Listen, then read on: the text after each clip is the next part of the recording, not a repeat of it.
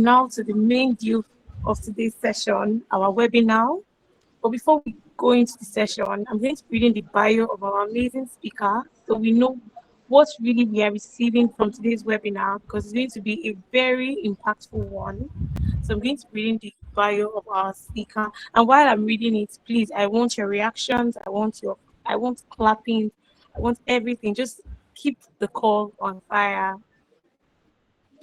So today we are actually honored to host Dr. Maureen Imhontu, fellow Chemical Society of Nigeria, member Institute of Chartered Chemists of Nigeria, she's a member of the National Institute of Professional Engineers and Scientists, an environmental chemist, researcher, and a sustainability advocate whose work has significant and advanced our understanding of environmental pollution and public health in Nigeria.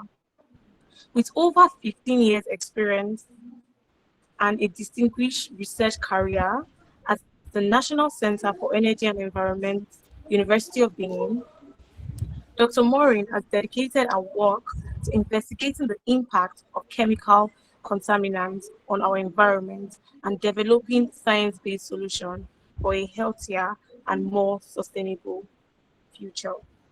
We all heard that.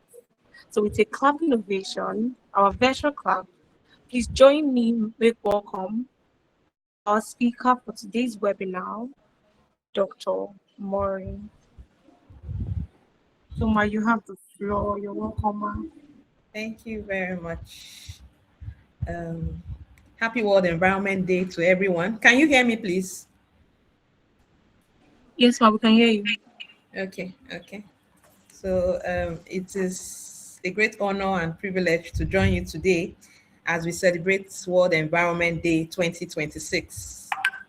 So I'd like to greet all distinguished guests, community leaders, environmental advocates, my colleagues, ladies and gentlemen here present. We can see from the screen the topic for today, which is a very thought-provoking theme titled Our Environment, Our Future, exploring the link between environmental health, community responsibility, and sustainable development in our country, Nigeria.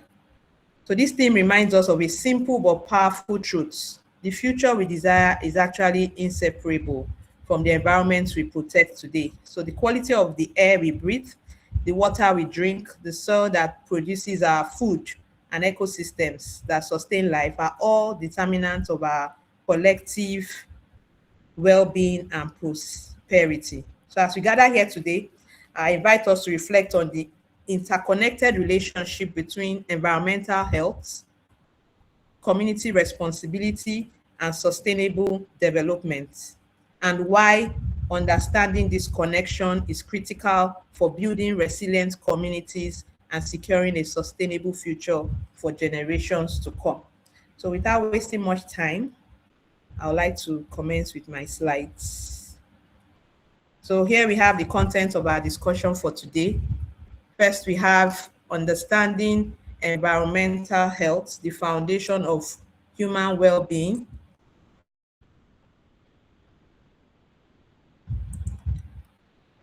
Community responsibility, what is our responsibility in our communities? The pathway to sustainable development, how can we achieve a sustainable development or a sustainable environment for future generations to come? Lessons from our communities, the role of young people. We are all young. Many of us, even myself, I'm young at heart. We are all young people. We are all striving and grinding and trying to make our environment a better place. A call to action, a call to collective action, because it depends on you and I, not just for the government. It's a collective action of great minds rubbing together. And then we have our conclusion. So I'll start with understanding environmental health, the foundation of human well-being. We all know that health is wealth. Without good health, we can't perform, we can't do anything. So environmental health is so key to all of us as humans, and it refers to the aspects of human health that are influenced by physical, chemical, biological and social factors in our environment. But before I go on, I want us to know what environmental health is comprised of. For us to have a healthy environment, we must have clean air. The air we breathe must be clean. We must have also safe drinking water that is healthy to our health. We must also grow crops on healthy soil. We also need an effective waste management system that works so that to avoid the nuisance and the odor that would come from discarding this waste indiscriminately. For us to have a healthy environment, we also need biodiversity conservation, and then lastly, climate stability. But unfortunately, we find out that across many parts of the world, including our communities here in Nigeria, environmental challenges continue to threaten our communities and also affect our public health. So rather than what we should see on the previous slide that just changed, we witness improper waste disposal, poor waste management practices, which is very common amongst us, even you and I, indiscriminate disposal of solid waste, plastic pollution, open dumping, and what have you. And this has become some common features in many urban and rural communities.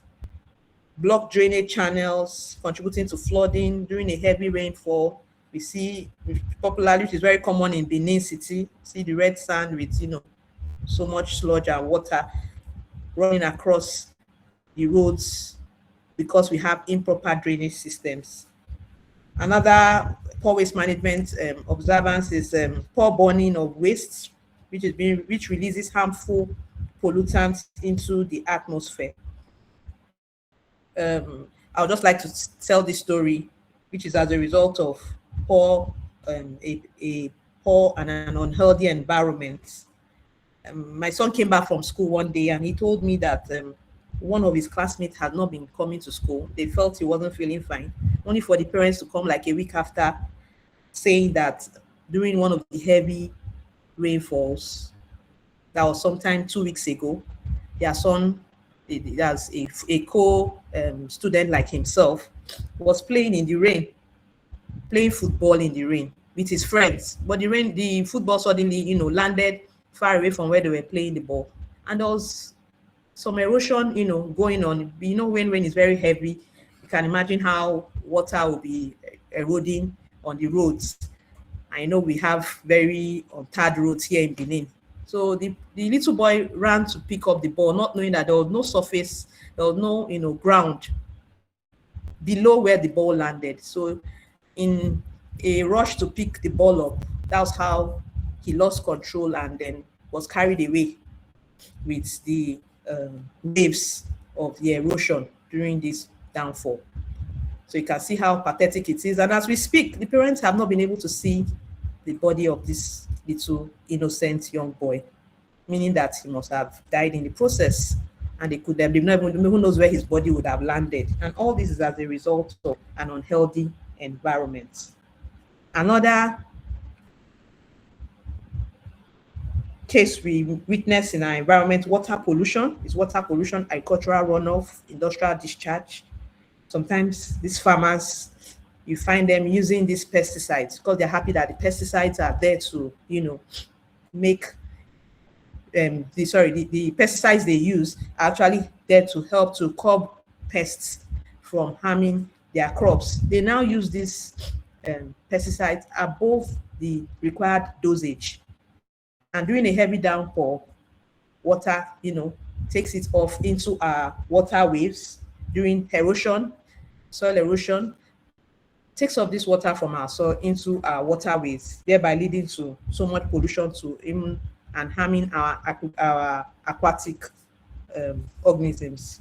We also have another case which we also experience, air pollution from vehicle emissions and open burning. You see even our buses that we enter sometimes see us closing our noses.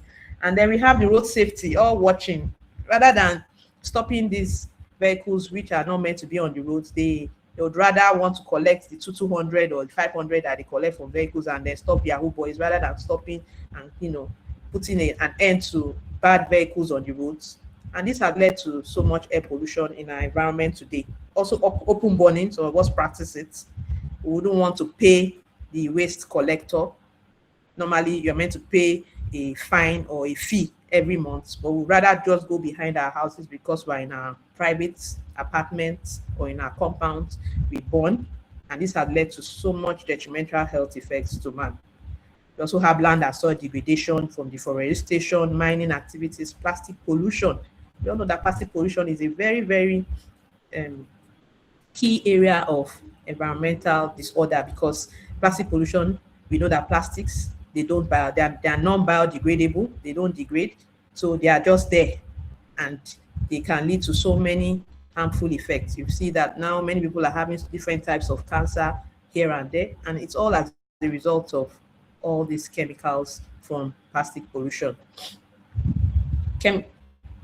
Climate change impact and extreme weather event is also another occurrence which we see now. I remember last year when normally we usually have August breaks, but right now last year we even saw rain falling heavier than usual in August. So you find out that you have more frequent rainfalls than usual, and in some areas you have more droughts than usual, leading to irregular rainfall patterns. Loss of biodiversity, yes, the destruction of forest. Everybody is learning a skill. We want to make good furniture, and then we destroy all our forests and natural habitats. But on the other end, we are also causing harm to humans, to our public health.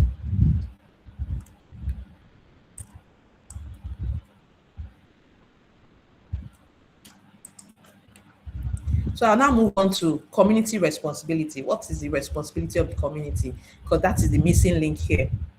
We've spoken extensively on understanding environmental health and what is the norm in our environment, like here in Nigeria. And then we're now moving on to community responsibility as a community. So while government enacts environmental regulations and institutions develop policies, like my organization, I work with National Staff for Energy and Environment and our mother body, Energy Commission of Nigeria. Also, they are the ones that actually develop policies when we carry out our projects trying to mitigate and remediate on pollution status or the other. They may come up with policies that help to build a sustainable environment and protect our environment. But this cannot succeed without active community participation. We all know that the environment belongs to all of us. We are all very key. We all have key roles to play in our environments today. So every household, every business has their own role to play. Every school, every market, and every individual contributes either positively or negatively to environmental outcomes. So World Environment Day, like today, is a time for us to ask ourselves, what role have we been playing? Is it positive or negative? And is it also a call to action for us to check ourselves and know how we can, remediate the environment, how we can make the environment sustainable for other generations to come. So community responsibility means recognizing that environmental stewardship is not solely the responsibility of government agencies. Many of us are good at saying, oh, Tinubu, we all know it, Tinubu and all, but from our own little corner, as environmental experts or as environmentalists in the making, what are we doing in our own end?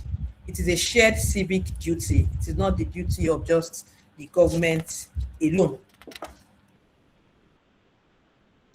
So we are responsible to waste management as a community. You find out that, in short, a lot of private organizations have come up with different waste management practices.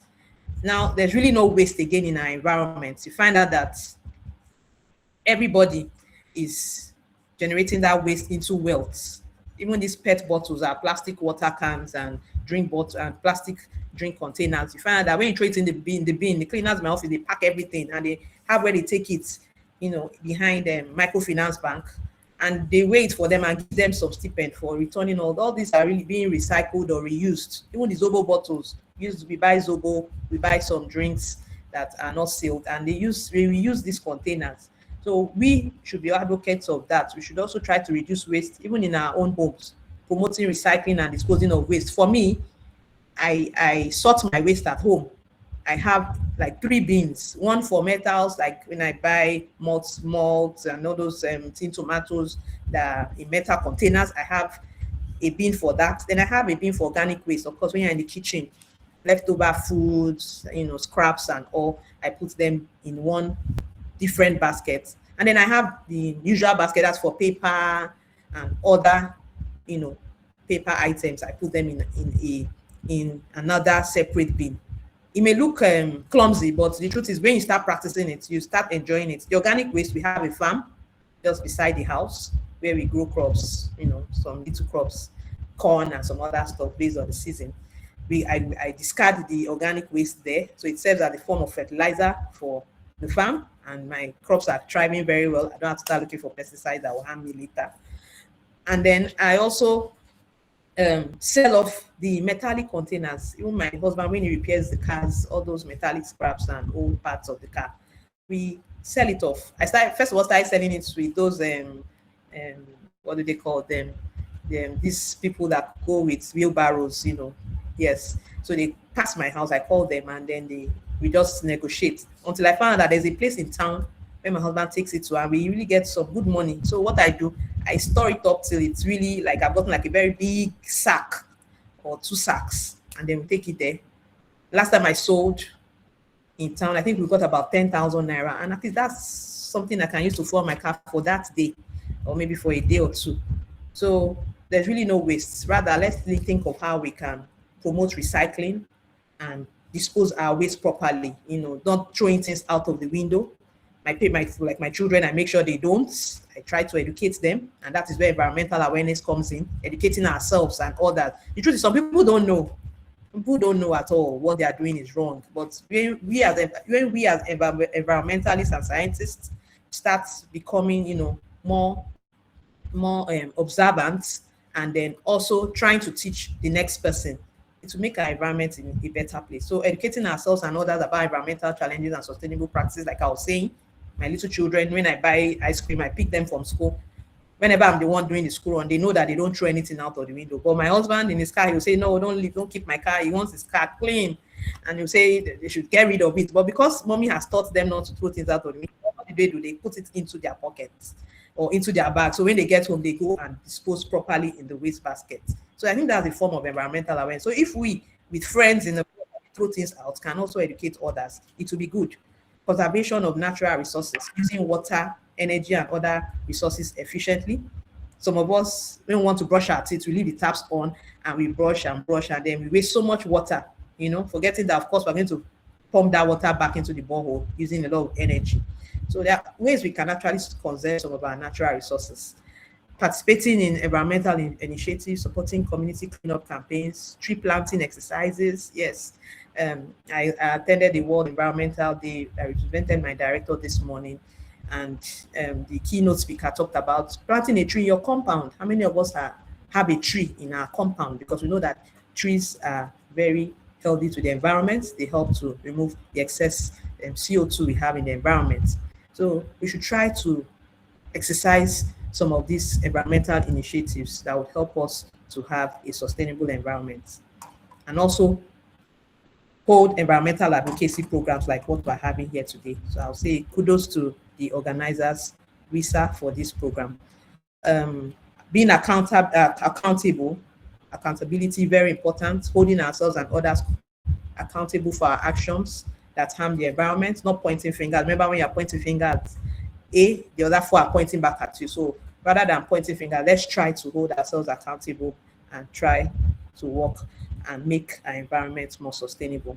Support green innovation and renewable energy. For me, I'm a renewable energy expert, being that I work in National Center for Energy and Environment, and I happen to head the Environmental Pollution and Remediation Unit. So we have different renewable energy resilient technologies that we have developed, and we're hoping to move from pilot scale to commercial scale. So investing in clean energy, which is something government is already doing, Like for the Energy Commission, we just had a renewed hope solarized project which running across the different geopolitical zones in our tertiary institutions. It's still ongoing. We're hoping they get to Uniben soon.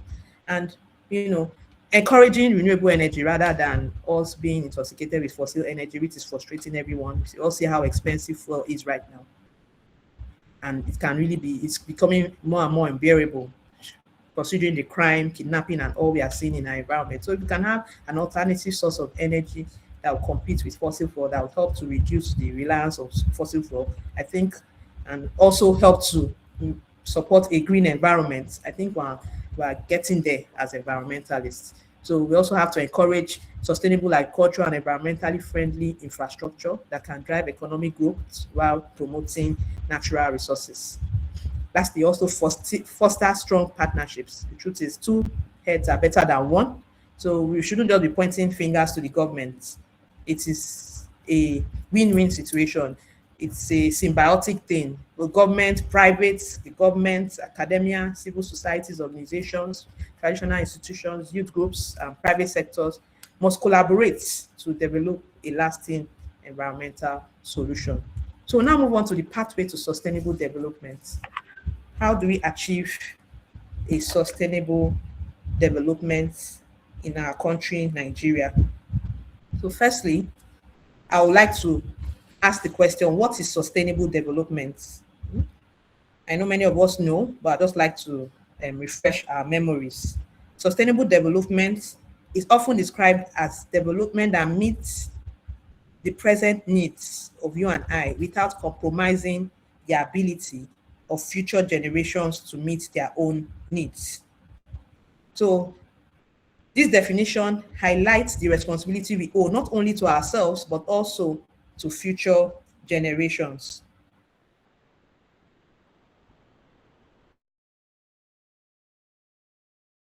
Mental sustainability, that is protecting their ecosystems and natural resources. We have social sustainability, promoting health, equity, and social well-being. We have economic sustainability. So it's divided into three. And under economic sustainability, we have creating prosperity while preserving environmental resources.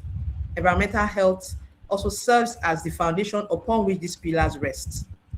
Without clean energy or clean water, agricultural productivity declines. Without healthy ecosystems, livelihoods are threatened. Without environmental protection, economic gains become unsustainable. Without community responsibility, environmental policies fail to achieve lasting impacts. So I came up with this relationship while I was trying to come up with this presentation. Relationship between environmental health, community responsibility, and sustainable development. As a chemist, we're good with equations. So Mikla cited this equation online. I decided to adopt it. Yes, if you have a healthy environment, and then you now have a community that is responsible, community responsibility, like I mentioned, all the items as a community, what we are doing, a responsible community will surely have a sustainable development. We'll have a future and an environment which is, far better than what we have right now. So it's a call of action for you and I to try as much as possible to adopt this relationship. So this equation represents one of the most important lessons of our time. When communities take responsibility for protecting environmental health, sustainable development becomes achievable. And then there's this saying that goes, think globally, act locally. So even if we are thinking globally, many of us want to japa, want to go to the other side, to develop countries and all. While we are here, let us become active stewards of the environment, and then let us foster environmental policies and become more effective, and also observe sustainable practices that will be embedded in our everyday life. So real environmental transformations really begin at the community level. Lessons from our communities. So across Nigeria and the world, Across Nigeria and around the world, communities are already demonstrating that positive environmental action produces meaningful results. Communities that invest in waste segregation and recycling experience cleaner surroundings and reduced disease burdens. So you find out that yes, Nigeria is trying, we're getting there, though we're not there yet, but you find out that a lot of waste management companies right now, you see metal, those that actually, recycling metal to produce something new. Even our tires, people use it for so many beautiful things, tires that are used in cars. So it's for us to adopt all these lessons from our communities. Communities that protect forests and wetlands, enhance biodiversity, and strengthen resilience against flooding. So if all of us can adopt the style of having a tree, planting a tree in our houses, in our compounds, in our environments, like Uniben is a very good example where we have a lot of beautiful trees, and we can say that yes, it will help us in fostering a healthy environment and also enhance biodiversity. Communities that embrace renewable energy, I'm also a renewable energy advocate. Yes, reduce pollution and improve energy security. Yes, so when we have a healthier alternative source of energy, it would also lead to a healthier environment, which will be sustainable for our generations to come. Communities that educate young people about environmental stewardship create future leaders who value sustainability, like what we're doing today, by educating ourselves about being environmental stewards and also creating future leaders. The truth is, we are all potential leaders at our different ends. We can all, I just finished a program with AIG Mokwedi Foundation for public leaders, and I could see that they didn't go for the directors because I'm not yet a director. I'm not yet the main boss in my office. I'm just the head of unit. They went for the middle public servants, yes, the middle leaders. They felt that yes, if they can penetrate from below, by the time we get to the top, we can have more impact. So I'm also, giving you all young ones and all environmentalists that are listening the baton to continue to lead from wherever we are. Let us be advocates of the environment. Let us encourage our friends, our family members, and all those who do not know much about environmental sustainability. Let us try to educate those around us and be environmental stewards wherever we go. So these examples remind us that environmental action is not only possible, it is transformative, and that is true. It is really transformative because the truth is, by the time you tell, if A tells B, B also tells C, and then that's how the chain goes round. Everybody becomes aware of what is happening. For the World Environment Day workshop that I attended this morning, that was organized by the Nigerian Environmental Society, of which I happen to be also a member, they said something. He said something that Trump does not even know anything about the environment, because if he really knows, we won't be having all those skyscrapers we're seeing and all. But if you go to some countries, you see that at the base of the skyscrapers, they also have plants growing. They have a green environment.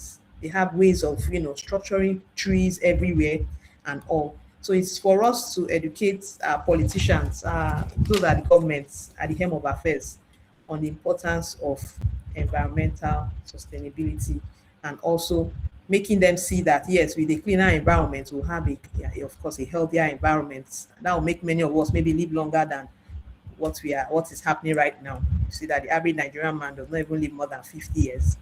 Meanwhile, abroad, you see them living 100 and still walking around and helping themselves. So if we can, you and I, if all of us can actually take it up upon ourselves to take up this action, it will make Nigeria a better place.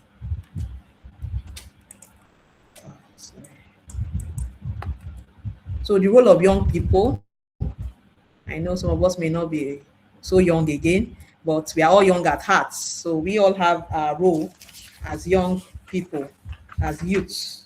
No conversation about the future can be complete um, without us recognizing the role of our youths. Today's youths are not merely future leaders, they are leaders of today.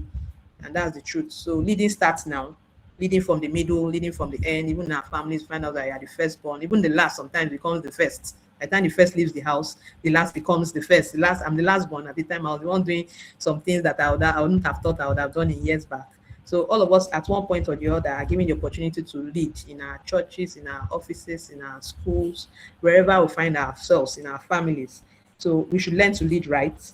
And then we know that young people have their innovation, creativity, and passion that is driving environmental movements across the globe. So kudos to the young people, and we are encouraging young people that are developing climate solutions, encouraging young people to also lead community cleanup campaigns. I have a copper in my office. I saw on the status how they went to Selu markets, you know, what they do, CDS, Community Development Service, and they cleaned the whole market. And I saw the market women hugging and kissing them and hugging them, you know, who knows the smell and the, you know, unruly sites that some of the waste have been there, that have been, you know, piled up there for years and nobody has touched them. But these coppers, you know, out of humility, out of their normal CDS campaigns, they went to the market and they cleaned up the whole market. And I could see the joy on these women's faces. And I'm sure that after such an act by graduates, young youths like, you know, like you and I, we're all young at heart. So we all should also embrace such campaigns.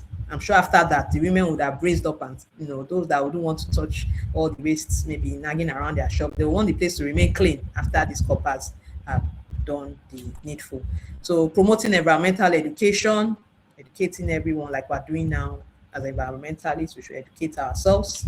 Advocating for sustainable policies, yes, policies that are sustainable, many policies that are being brought up, enacted. There's some we don't keep to it, but let's try as environmentalists to advocate for sustainable policies that would help to change the narration in the environment today. Then using technology to address environmental challenges, yes, like I talked about, renewable energy technologies that we have here. We have bioethanol plants, we have biogas distiller, we have the biodiesel, we have the dome, the fixed dome that is used to produce biogas, and which we also use to power the canteen. So rather than going fossil, we should also try to look for resilient technologies that would help to address and reduce environmental pollution. We must empower them. We must empower our youth with knowledge, like I'm doing now in the discussion. Knowledge, opportunities. There are a lot of opportunities out there for young ones that some of us are not tapping into it. And also should support, give them all the support they need to continue shaping a sustainable future. So a call to action, a call to collective action. As we commemorate the World Environment Day 2026, I want to encourage us to embrace 3 commitments. 1, protect our environment. Let us try from our end. Say little drops of water make a mighty ocean. From our own ends, let's safeguard our air. If we're part of those that used to do open burning, let us check ourselves and try to stop it. Rather, give a waste management board collectors to take it to the dump sites, which is where they discard and they know how to process the waste there. We should also safeguard our water, our soil, our forest, and our biodiversity, rather than cutting down trees. Even if we must cut down trees or cutting down forests, or you know, destroying the forest, we must be ready to plant new trees, because of course some trees may have stayed long enough, 50 years and all, but not just destroying without remediating, without building up again. So we should strengthen community responsibility. Who makes up the community is you and I, so it's a collective effort. Promote environmental awareness, like I said, I do to my children, and I'm sure even when I carry my neighbors' children, when they want to do something, no, don't throw anything out. Oh, hey, mommy will shout, you know, and then they put it in their pocket and they learn, and that's how the trend continues. So promoting environmental awareness strategy begins at home. Starts from home to your school, the church, workplace, wherever we find ourselves, and encourage active participation in environmental stewardship. Must support sustainable development, make decisions that balance economic growth, social progress, and environmental protection. The future we seek cannot be built through environmental efforts alone. Cannot be built through individual efforts. It's a collective thing. So it requires collective action, shared responsibility, and sustained commitments. So in conclusion, Hope I won't overstay my time. Okay. Yes, in conclusion, it reminds us that the health of our environment determines the health of our communities. And the responsibility we demonstrate today shapes the opportunities available tomorrow. So environmental health, community responsibility, and sustainable development are not separate concepts. They are interwoven. They are interconnected pathways leading towards a healthier and more prosperous and sustainable future. So the question before us now is not whether we can make a difference. The question is whether we will choose to act, correct those that are going astray, those that are doing the wrong thing, and we ourselves leading by example. That will make us good potential leaders. Let us therefore commit ourselves to protecting our environment, strengthening our communities, and building a future that generations yet unborn will be proud to inherit. Because when we protect our environment, we protect our future. And the future we seek will not be built by chance. It will be built through deliberate choices, responsible actions, and collective commitments. So let's remember that every tree planted, every river protected, every piece of waste properly managed, and every young person educated, like what we're doing today, about environmental stewardship brings us one step closer to a healthier and a more sustainable future. So I'll just leave us with this little adage that says the greatest legacy we can leave future generations is not wealth or infrastructure, but a healthy environment in which they can thrive. With this, I'll wrap up by saying thank you very much for listening.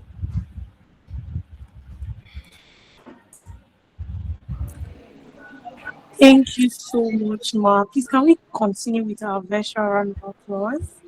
Thank you so much, Ma. Thank you, Ma. That session was power You're welcome. packed. It was You're power welcome. packed. My notes are filled from sourcing of waste before disposal to Yes. promoting recycling to even creating awareness to other persons.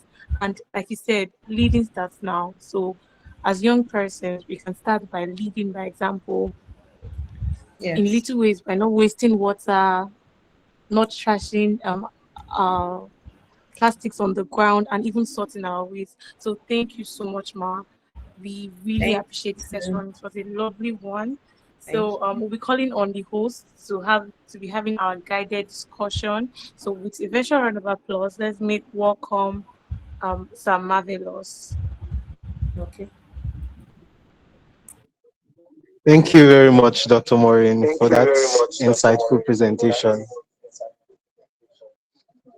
Okay, I would also like to apologize for network. I'm having some network issues on my end at the beginning of this session, so it prevented me from delivering my opening remarks. So I'm also happy, I'm delighted to have everyone here as we celebrate the World Environment Day under the theme Our Environment, Our Future. Today we were able to explore the relationship between environmental health, community responsibility, and sustainable development. And one of the things that your presentation highlighted, Ma, was that uh, several important issues are oftentimes overlooked, possibly due to not enough awareness or possibly due to negligence. And because of that, I have some questions that would possibly deepen our understanding concerning this subject. So, my first question is this. So, based on your experience, what environmental challenge currently poses the greatest risk in terms of our public health in our various communities?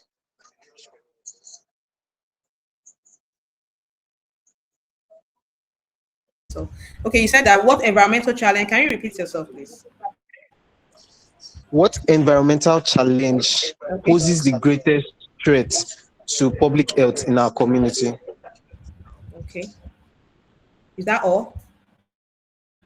Yes, ma'am. That's the first question. Or should I ask all the questions I have? Okay. Okay, no problem. We can take it one at a time. Okay, so you said what is the major environmental challenge that poses the greatest threat in our communities, right?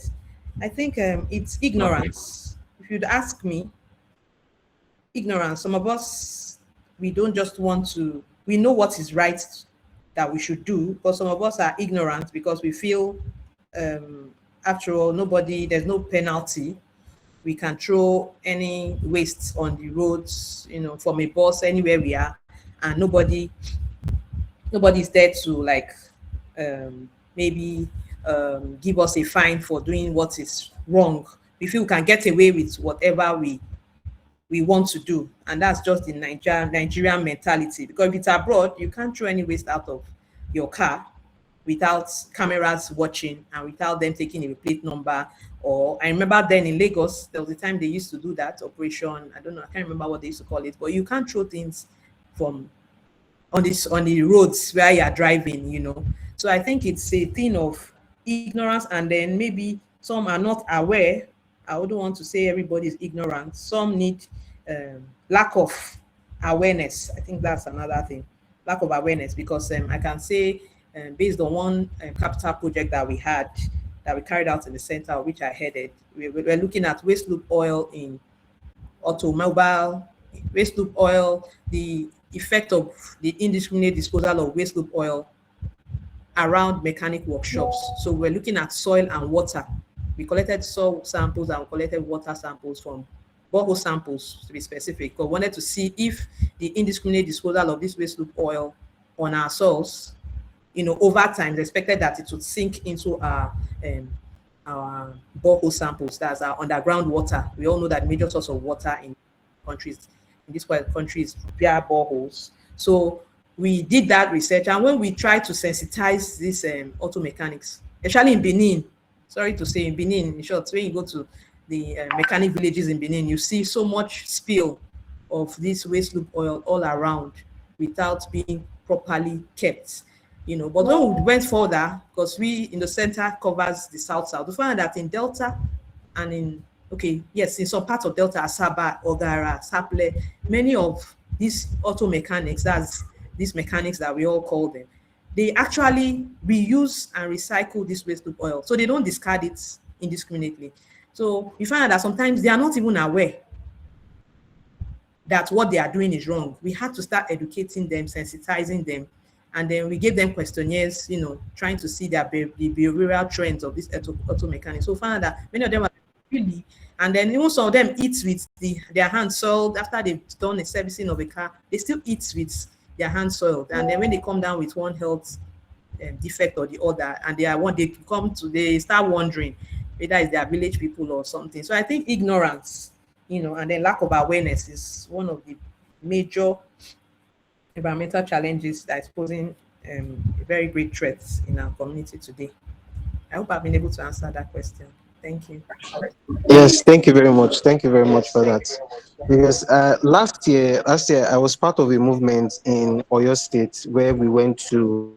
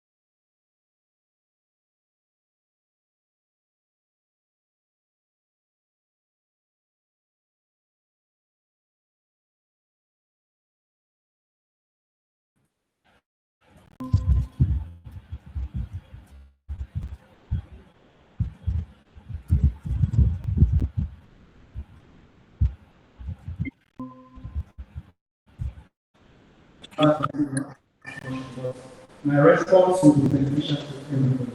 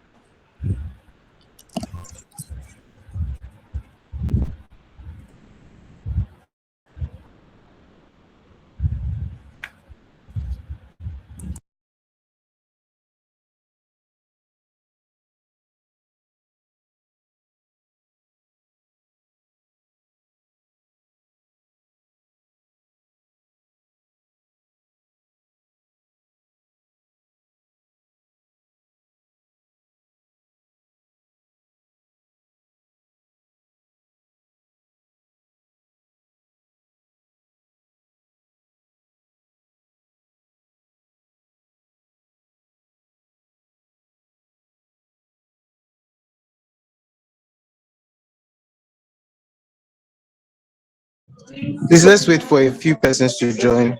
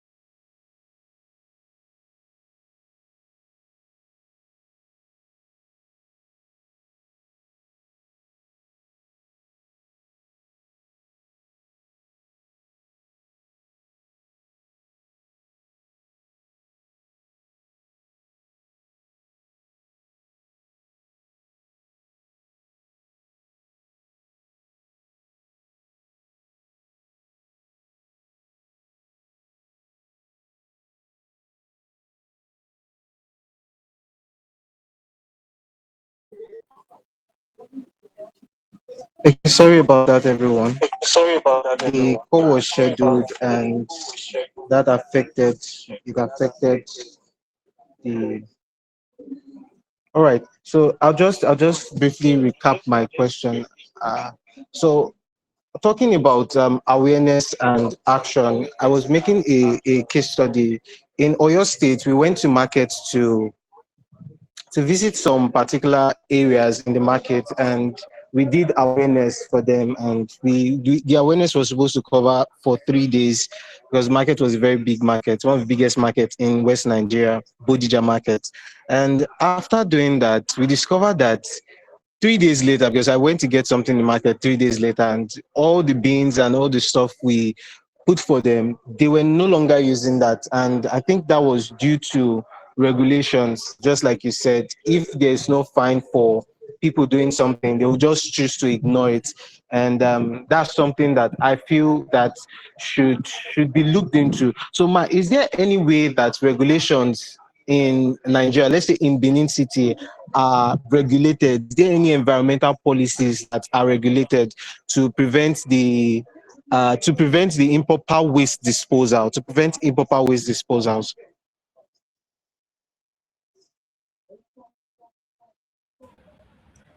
To the best of my knowledge, I don't think they are enforcing any of these in Benin. You understand? In some states, like Calabar, you see how neat and sparkling it is, you know. I'm sure there are a lot of policies that have been put in place that is making people not to discard their waste indiscriminately, you understand? But in Benin, I don't think there's any um, law enforcement agency that's put up any law or any fine for those that are disobeying the rules or discarding this waste indiscriminately. But what I can say in Benin, I know the last time we're having a training for IT students, and then one of my colleagues said that this is kind of off track. I'm not talking about waste now, but it's still having to do with enforcing some policies. So he said one of his friend's mother bypassed, electricity prepaid meter. You know how people go and bypass it. You understand? So, and I think she was caught. And this his friend is actually abroad, but she was actually told to pay a very huge fine. So he found that fine in Benin, some of these laws are being, enforced. I think she had to pay with that. I think he said 400,000, and they still took her to court. You understand? Yes, they still took her to court for carrying out such a wrong act. And even in Lagos, in Lagos, I don't know about Benin, but I'd just like to talk about some places in Nigeria. I know in Lagos, there are sometimes that if you beat the traffic, you pay like 100K there and then. They'll follow you. They'll follow you. In short, you wouldn't even know where they are parked. But once you beat the traffic, I have an experience of a friend that beat the traffic. They didn't just stop at collecting money from him. I think he paid 80K. They still took him to a psychiatric home. They said they needed to check him just to make him feel, really bad, so that next time he wouldn't think. He said he felt that was even what even made him feel very, he felt the floor should open and he should, swallow him, because he was surprised that they could go to such length, taking him to a reprimand home to check him and be sure that he's psychologically okay to have beat the traffic. So I think if these laws for Benin, and for Benin, I can say when it comes to the prepaid meter thing, they are very vigilant, and I think they are enforcing that law. But concerning waste management, I wouldn't know, because even when you go to the market, the way they dispose the waste anywhere, anyhow, I don't think there's any law that is being enforced. If a law can be enforced, I'm sure we'll have a cleaner Benin City. Thank you. Okay, thank you very much for that. My last question is this, ma'am.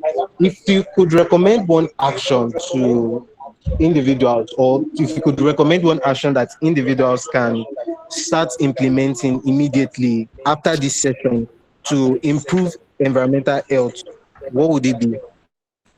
Okay, one action to improve environmental health is just for us to be ready to collaborate. We should be ready to collaborate. We should be ready to engage more as environmentalists, like this awareness program you just WISAR brought up, which I'm involved in. And I must say it's a very laudable one. If we as environmentalists as scientists in our own little corner can try and collaborate with ourselves, governments, private organizations, even students amongst ourselves. Like um, in the World Environment Day I attended this morning on behalf of my director, the Dean of Life Sciences here in the University of Benin, he said something. He said there should be an environmental club. Yeah, so if young students, like upcoming students, like many of us here in this talk, can come together and maybe have patrons, people that maybe profs that are already very well established and experienced to, to champion this course. It will be very good. So I think something we can do after this gathering here today, we should come together and have environmental clubs, bringing together different environmentalists from agric, from chemistry, EMT, life sciences, cutting across the university, and then trying to stand together. They said united we stand, divided we fall. So if we have more like minds coming together, I'm sure we can help to protect our environment and strengthen community responsibility, which will lead to a sustainable environment. Thank you very much. Thank you once again, Dr. Maureen. Your knowledge and insights, we really appreciate you for sharing your knowledge with us. So, Thank you. at this point, we would like to hear from our participants. I'm sure some persons here may have questions, comments, or reflections that probably came up during the discussion. So I would hand over this to Sharon, who would coordinate the question and answer session. Sharon, over to you. Thank you so much, sir. Thank you so much, Ma, once again. The session has been nothing but impactful. So now we'll be opening the floor to the participants to have questions. So if you have any question, just simply raise your hand up so I can call on you and you kindly ask your question. Or if you're not comfortable talking, you can use the chat box and type your question. So ask your questions now. It's an opportunity to actually learn more by asking questions.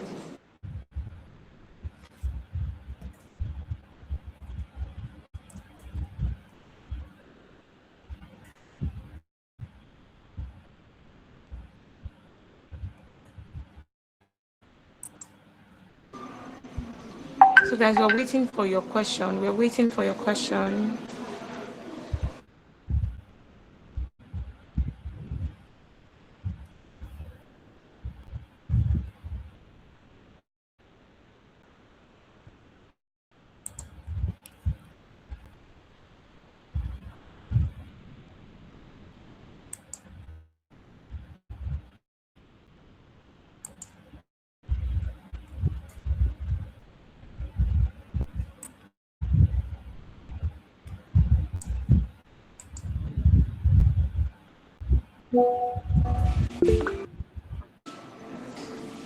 Okay. So Steffi Michael, you can say what you want to say. Thank you. Good afternoon, everybody. Good afternoon, Ma. That's Good afternoon, our beautiful participants. In as much as I can see everybody. Okay, my name is Frances, and quick one. I don't have a question. I have a reflection, or rather, a contribution okay. instead. So, I noticed that one of the problems that everybody identify as regards to environmental, improving our environment is curbing ignorance. And beyond ignorance, I think there's another problem that most times we don't really, talk about it. It's that of indifference. It does not concern you. It concerns you actually, because when environmental hazards comes in, it is not selective. It cannot skip your house and then go to that person's house that maybe you saw the other day eating and throwing it out from the window. It doesn't do like that. It goes with the flow. So when I think we should stop saying it's not my business. Everybody knows what they are doing. People know what they are doing quite alright, but sometimes people forget, and there are actually people who don't know, which is the ignorance aspect. So for the people that know but forgot, and people that don't know, it is your duty to tell, preach, because no dream, I think, I stand to be corrected. No dream of ours can thrive in an unhealthy environment. My professor will always say you are as healthy as the environment you stay in. You can only but drive your car, your luxurious car, when there are good roads. And you can even fly to every country of your dream when the environment, the air is healthy. So I think, or I suggest that we should also curb our indifference and try to, become more intentional towards promoting a healthier environment. Thank you all. Thank you very much, Frances.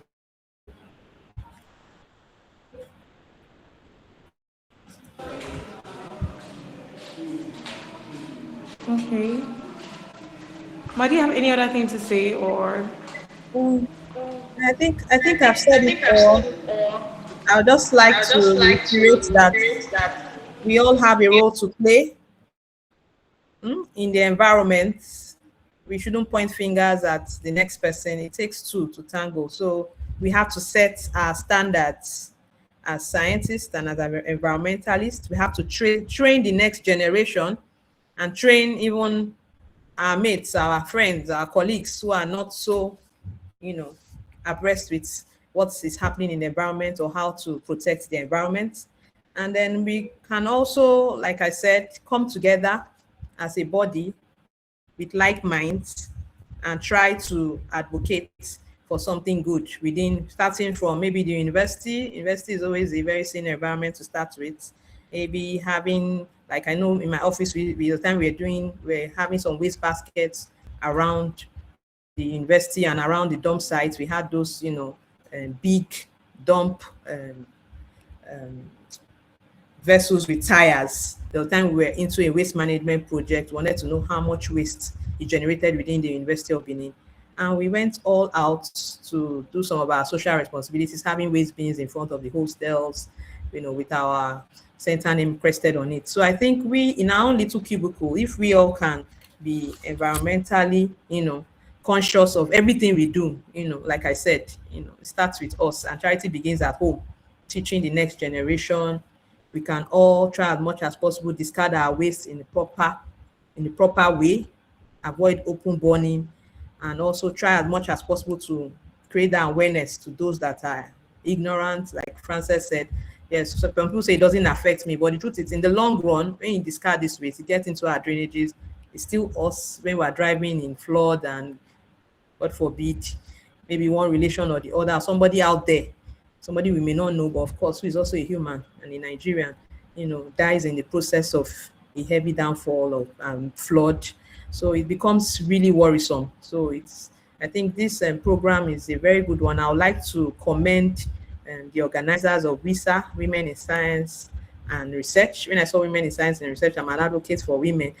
And I must say it's a very nice one. Mr. Marvelous and his team, I would like to thank you all for such an opportunity you also gave me to spread the gist about the environment, how we can protect our environment, how we can actually be responsible for our environment.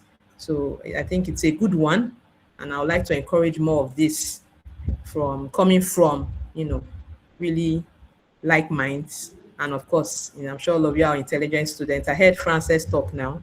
She was once my IT student. Thank you for that wonderful contribution. And I hope that we'll have more opportunities to continue to brainstorm and work together as a team in moving Nigeria forward and having a sustainable environment where we can all thrive in. Thank you. Thank you so much, Ma, once again. Thank you for making this session so simple and very we can practice everything you said, like in the way that we can. So thank you so much, ma. And yes, there's more from where this came from. So there'll be more conversations and webinars like this. So thank you, ma. We are really honored having you for today's session. Happy World Environmental Day. So Same we here. are about to, yes, ma. Thank you.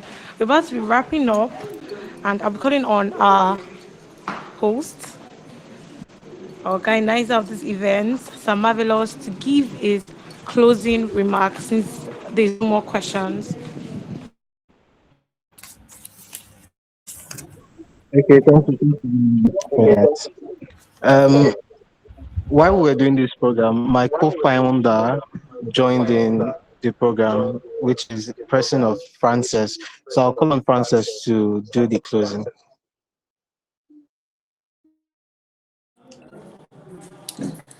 Okay, good afternoon, everybody, once again. This session was really an amazing one, and I would want to thankfully um, commend our great speaker for today, Dr. Mrs. Maureen Imhontu. I've always known you to be an amazing woman and an exceptional one at that. Thank you so much, Sam Marvelous. Thank you, Sharon. Thank you so much for um, hosting this amazing webinar. Thank you, Deborah.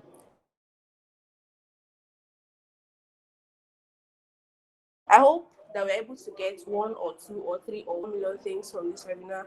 And it's not just about us listening. We've done so great doing that. It's time for us to start applying what we listen because